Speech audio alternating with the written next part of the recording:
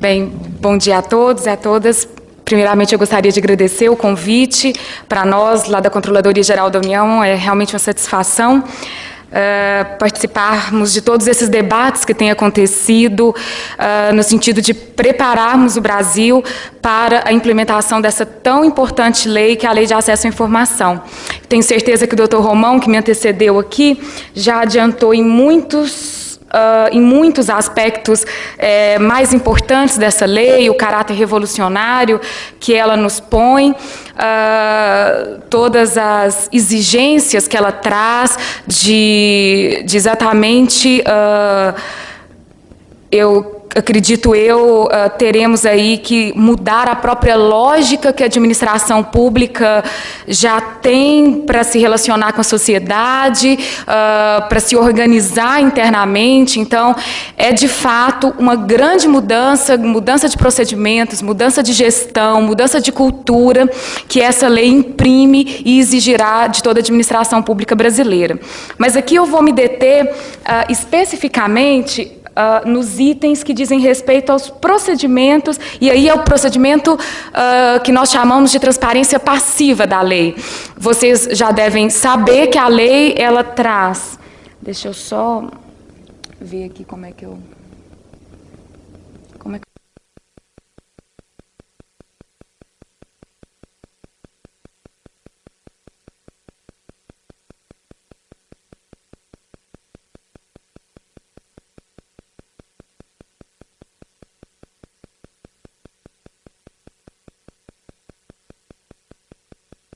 Pronto, então, vocês todos já devem saber que essa lei, ela trata, principalmente, de novas regras para classificação da informação. Então, se ela coloca o acesso como regra e o sigilo como exceção, ela exatamente limita as hipóteses de classificação, estabelece novos prazos, um novo rol de autoridades competentes para classificar informações. Então, tivemos aí mudanças substanciais no marco legal brasileiro no que diz respeito à classificação de informações. Mas, ademais disso, ela tem aqui um conjunto também de dispositivos, e talvez aí o grande avanço dessa lei, no sentido de estabelecer regras, procedimentos para o acesso à informação, ou seja, aquelas informações que o cidadão não conseguir encontrar na transparência ativa, porque a lei, ela se dedica a estabelecer um conjunto de informações mínimas que todo órgão ou entidade vai ter que colocar na internet. Então, se o cidadão não encontrar essas informações na internet, ele poderá bater na nossa porta e pedir acesso a essa informação específica, pontual, que é o que nós chamamos de transparência sob demanda, ou transparência reativa, ou transparência passiva. Então, é um pouco sobre isso que eu vou me deter na apresentação, para que a gente saiba bem como é que esse procedimento vai funcionar. A lei, ela também prevê prazos para a entrega dessa informação, né, todo esse rito, e também sanções pelo seu descumprimento. Aqui a gente teve, no que tange à administração pública federal, uma remissão para a 812, prevendo, então, casos ali efetivos de aplicação das sanções previstas no regime disciplinar do servidor público federal pelo descumprimento dessa lei. E aí os casos de recurso também que estão relacionados a esse procedimento. Mas, passando então à análise específica dessa transparência passiva, o que é importante a gente destacar? Primeiro, qualquer pessoa poderá, então, apresentar um pedido de acesso à informação. E quando a gente fala pessoa, por óbvio, a gente está se referindo às pessoas físicas e às pessoas jurídicas. E aqui é importante destacar que, pelo que nós temos visto na experiência comparada, países que já dispõem de lei de acesso há mais tempo, as empresas estão fazendo bastante uso desse direito de acesso à informação. Então, não só em procedimentos licitatórios, mas na área de regulação, na área de normatização da economia, então aqueles órgãos ali que têm por competência também regular de forma geral processos do mercado, as empresas têm se valido muito desse direito para obter informações. O pedido, isso aqui já deve ter sido destacado, ele não precisará ser motivado. Na verdade, além do não precisa ser motivado, aqui esse dispositivo da lei, ele traz implícito um dever do Estado, né, uma obrigação que nos é imposta de não podermos exigir essa motivação, de não podermos cobrar que a pessoa aponte por que ou para que ela quer essa informação. Então, a gente rompe com aquela, como eu disse, com aquela lógica que, às vezes, inconscientemente, ela permeia a administração pública, de nós sempre nos preocuparmos com o uso que será feito com aquela informação. Por que essa pessoa quer, qual o interesse, qual o objetivo. Então, se essa informação ela é pública, com aquele conceito de informação pública, que é toda informação produzida ou custodiada pelo Estado, não classificada como sigilosa, e esse não classificada, vocês também já devem ter visto, que significa não só a classificação sob as hipóteses expressamente estabelecidas por essa lei, mas outros sigilos também previstos no ordenamento jurídico brasileiro, como sigilos constitucionais e outros sigilos legais. Então, não se enquadrou numa dessas hipóteses, essa informação ela é essencialmente pública e necessariamente acessível por qualquer pessoa. E o procedimento ele é simples. Pediu, nós teremos então o prazo de 20 dias, prorrogável por mais 10, para entregar essa informação. E aí a entrega efetiva. Então, não são 20 prorrogável por mais 10 para nós dizermos para o cidadão que vamos estar providenciando. Então, o que a lei espera é que exatamente a administração seja capaz de prover efetivamente esse pedido nesse prazo máximo de 30 dias.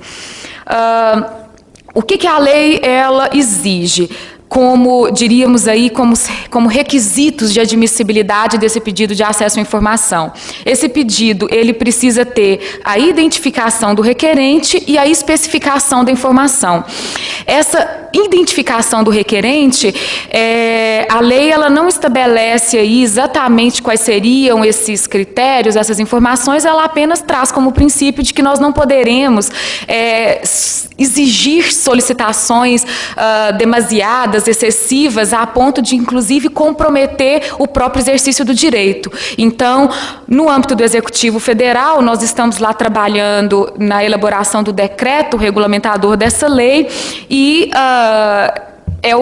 o que a gente espera que trará, então, esses critérios de identificação, mas há toda uma discussão se vamos, por exemplo, exigir número de identificação, como um documento válido, CPF, RG, ou se exigiríamos apenas o nome, o endereço, por meio do qual o cidadão deseja receber a sua resposta.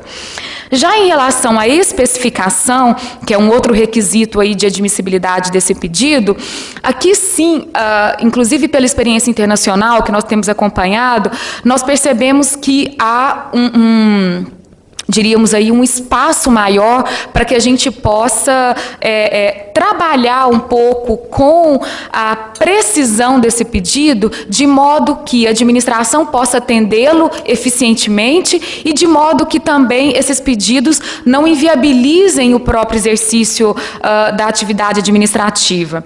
Logo à frente a gente vai ver um pouco situações que a gente tem discutido que dizem respeito a essa questão da especificação da informação.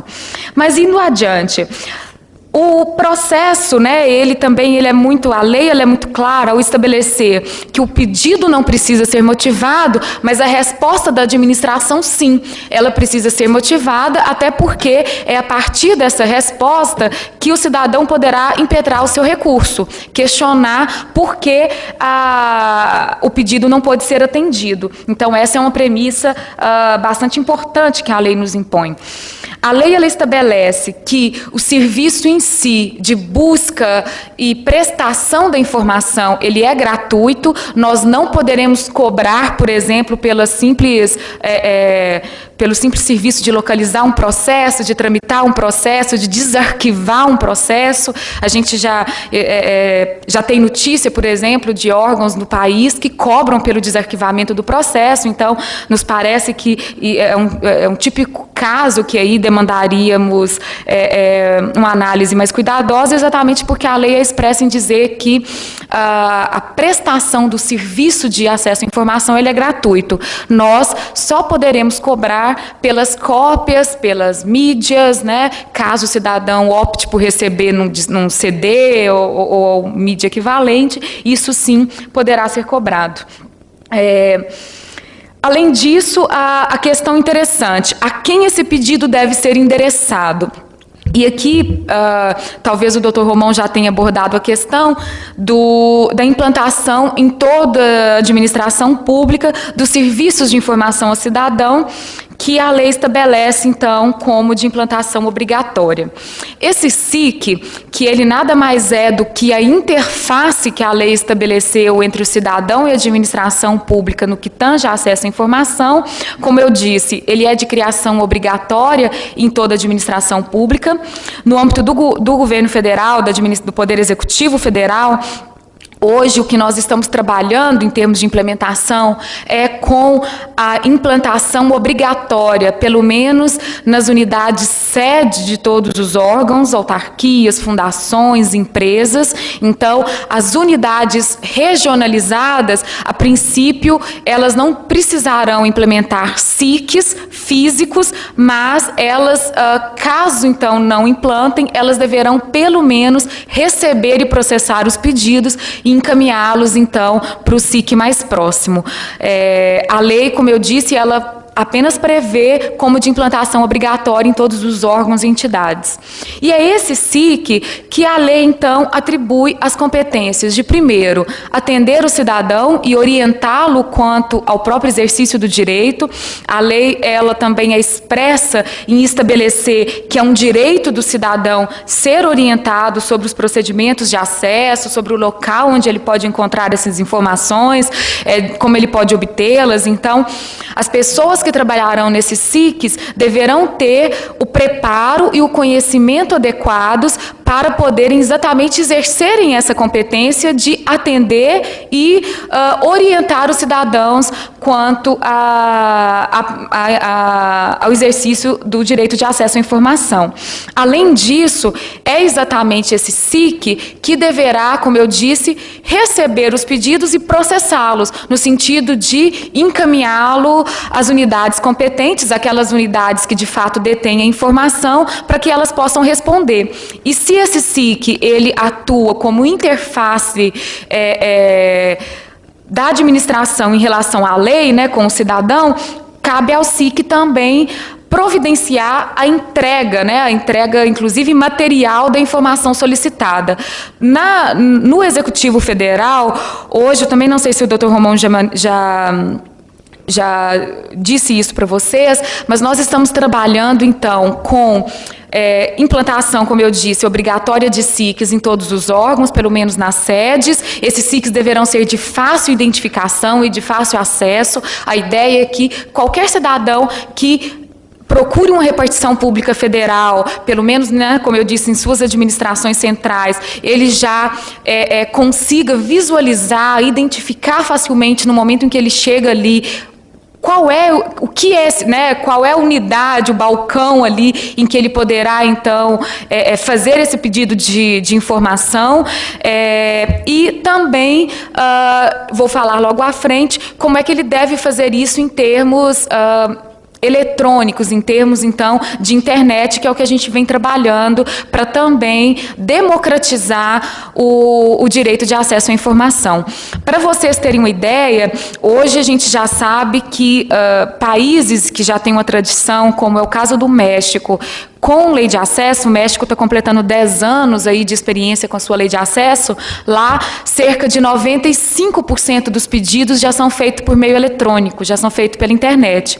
Então, o que nós estamos imaginando é que No Brasil, provavelmente essa experiência se repetirá. Nós já temos estatísticas de órgãos federais que apontam também um expressivo número de pedidos que hoje já são feitos de acesso, né, pedidos de mais diversas matérias de acesso à informação, um número significativo já feito por meio eletrônico. Então, a importância do SIC será muito mais para atender aquele cidadão que ou não tem acesso à internet, ou não quer se valer dela, ou prefere ir lá buscar orientações e tudo mais. Então, é muito nessa linha. De todo modo, no Executivo Federal, nós estamos trabalhando para que o SIC, além de ter que receber esses pedidos físicos, pessoais de acesso à informação, é ele que deverá também administrar o sistema eletrônico de acesso. Ou seja,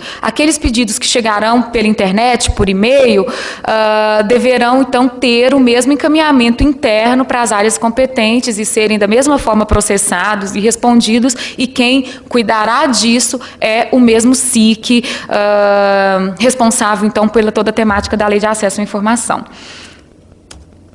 E aí, quais são, então, esses procedimentos agora de operacionalização dos pedidos? Primeiro, essa é uma premissa muito importante, no sentido de que, caso a informação já se encontre disponível, ela deverá ser entregue imediatamente. Isso pode parecer óbvio, mas a ideia é que a gente possa exatamente desburocratizar os pedidos de acesso e estabelecer como regra, como orientação, como diretriz para todos os SICs, de que, olha, se essa informação já está disponível, já pode ser entregue, que o seja. Nós não vamos, então, autuar um processo, dar todo o encaminhamento, muitas vezes, né, em alguns órgãos até encaminhar para assessorias jurídicas. Não, a ideia é que a gente possa, tanto quanto possível, prover mais rapidamente esses pedidos de acesso. E aí a gente já sabe que muitos pedidos se referem a informações que já são disponibilizadas na internet, que já tem nos sites dos órgãos, ou que muitas vezes foram publicadas no Diário Oficial. Então, está havendo também todo um treinamento dos SICs, e os órgãos estão se organizando para isso, para elaborarem manuais, guias para seus SICs, para que as pessoas que atuam aí nesse protocolo, nesse SIC, conheçam muito bem o seu órgão, quais são as informações que ele produz e aquelas que já são públicas, para que isso não necessite ter um processamento e um trâmite interno e o próprio SIC já possa resolvê-la na ponta. Então, é um pouco essa ideia. Além disso, caso a informação ela não esteja no órgão, né, o órgão não a detenha, não seja da competência do órgão produzi-la, ou não esteja sob a custódia do órgão, a própria lei é expressa em dizer que o SIC deverá, caso tenha conhecimento, indicar onde o cidadão poderá obter aquela informação.